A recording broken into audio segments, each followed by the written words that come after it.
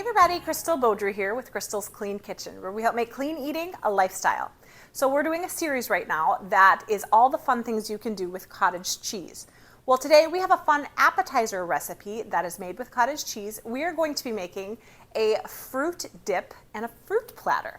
It is going to taste amazing, be really low carb friendly, full of protein, completely sugar-free and keto approved, and you guys are going to love this. If you are having any sort of holiday or family get-together, this is going to be an easy appetizer that you can do. But before we get into it, do me a huge favor and hit that like button. Here is all the ingredients that you are going to need.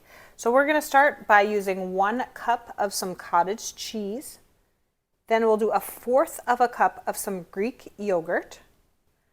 You'll need 2 to 3 teaspoons of some sweetener. I'm using allulose. You can use any type of sweetener that you prefer though. This comes in more of a powdered form, which is why I like it in stuff like this. But if you wanted to use like a keto maple syrup, that would work as well. And then we need just whatever kind of fruit that you'd like. This is so simple. So we are going to be adding all of our ingredients to the blender. So here is our 1/4 of a cup of some Greek yogurt, 1 cup of our cottage cheese. Now I always use cottage cheese that I try to get all the liquid out of it if I can at first. We'll just do a little bit of vanilla, about a teaspoon.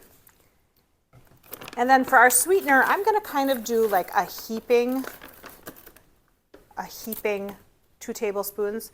Allulose sweetener isn't as sweet as a 1-to-1 ratio for like a regular sweetener, so that's why I add a little bit more of that. If you're to be adding like a maple syrup, keto maple syrup or something like that, you wouldn't quite need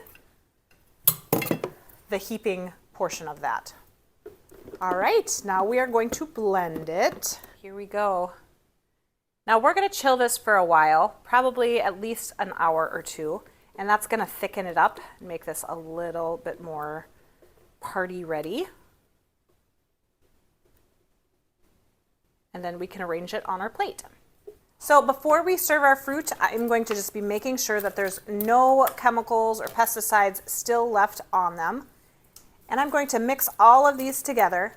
Now, because this is more of a keto approved fruit plate, we are going to be just using berries, because their carbo load is a little lower than other fruit. Then I'm just going to be putting about a cupful of vinegar in the water with it, and I'm going to let it soak for about 5 to 10 minutes, and then I'll be rinsing them off and putting them onto our fruit plate. Now, if you don't know, fruit is actually one of the most important things that you need to make sure are completely free of pesticides, because fruit soaks up everything that's around it in regards to chemicals.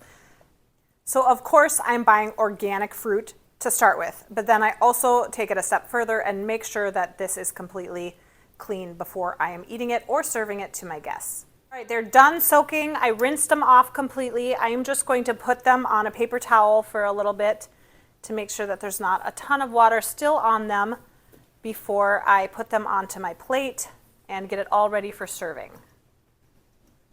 Now, if you are wanting to store your fruit after you soak them, I would put some paper towels in there.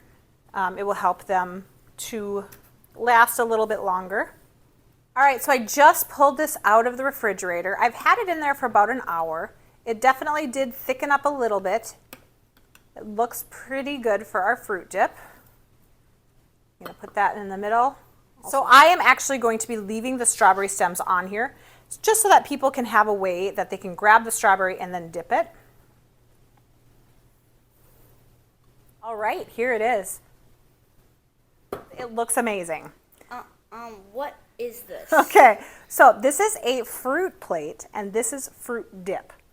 So basically, I mean, we usually eat our fruit by itself because it's fruit, but for appetizers, for a party, sometimes it's really fun to do a fruit dip.